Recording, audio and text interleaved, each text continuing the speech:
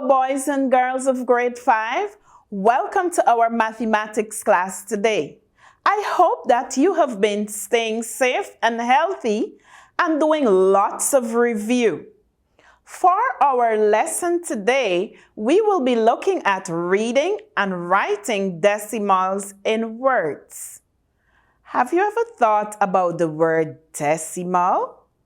What does the word decimal mean?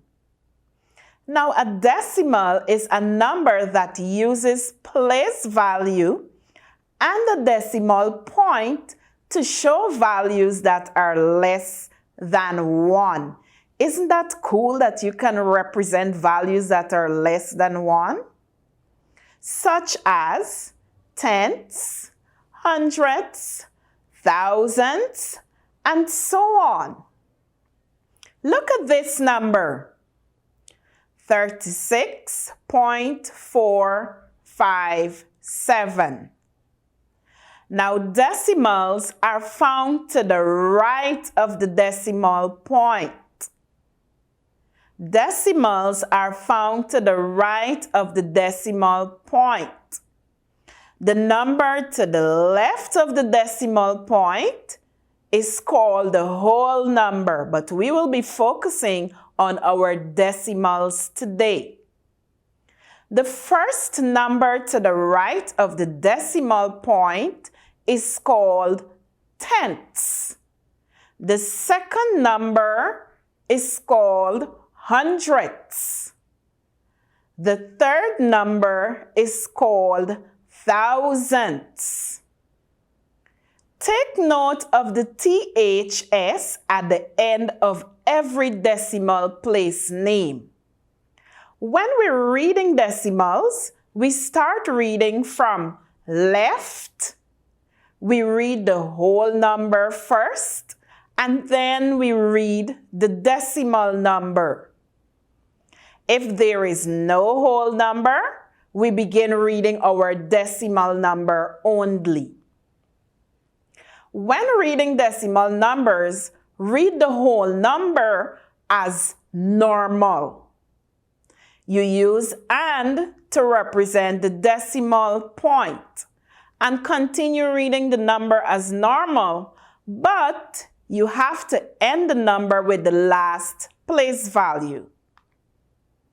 If there are no whole numbers in the front of the decimal value, you do not use the word and. You read the number as normal and end with the last place value of the number. Let's look at an example quickly.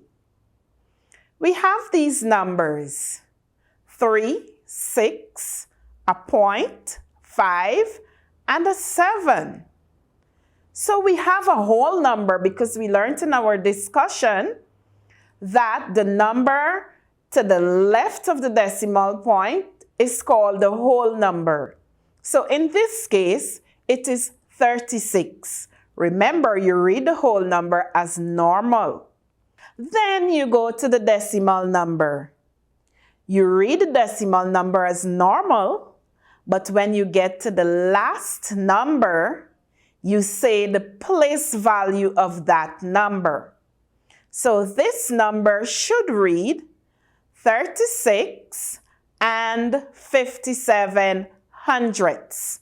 Why hundredths? Because the last number, 7, is in the hundredths position. Let's look at another number. We have a 4, a point, 6, 0, and 3. Remember, we read our whole number first and we say the numbers as normal. So it will be 4 and 603 thousandths. Why thousandths? Because 3 is the last digit and 3 is positioned in the thousandths place. These numbers can also be read another way, boys and girls. The first one, it can also be read as 36.57. The second one can also be read as 4.603. Isn't that cool that you have two ways of reading decimal numbers? So let's look at another example. We have our notation chart and we have a number there. Let's begin from left to right, saying the whole number first. 532. Your turn, boys and girls.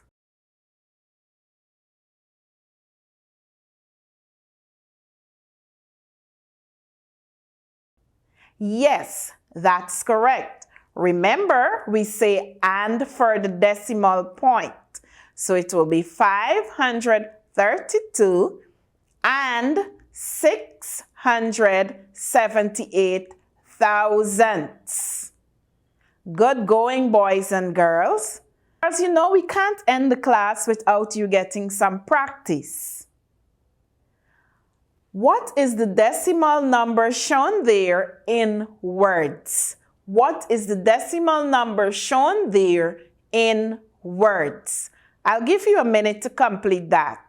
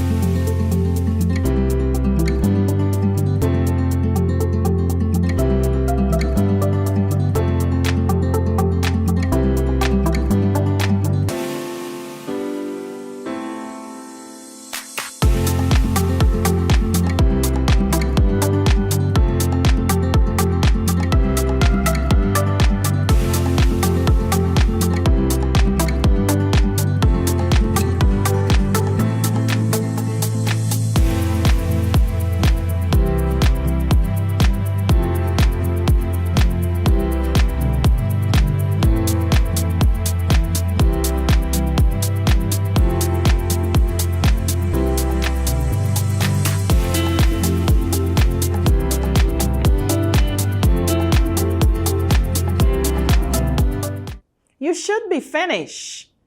Do you have 57 and 23 hundredths? That is correct, boys and girls. You've learned quite a lot today.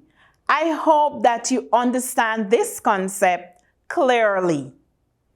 So that has brought us to the end of our class. But what we didn't do today? The problem of the day.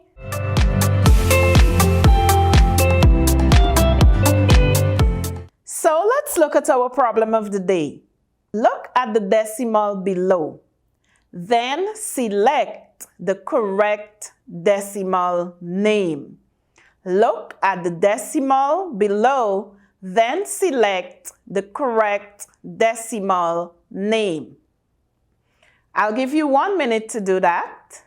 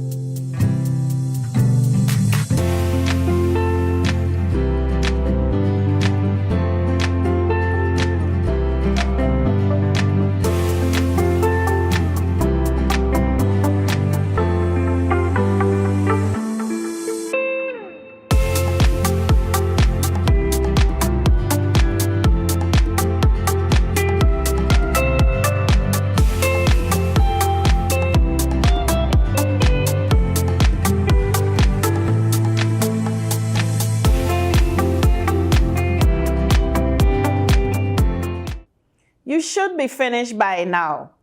Boys and girls, do you have 456 and 345 thousandths? If you have that, it is correct. I am very happy that you were able to solve the problem of the day. So now, boys and girls, we can bring the curtains down on today's lesson. Be good, boys and girls. See you next time.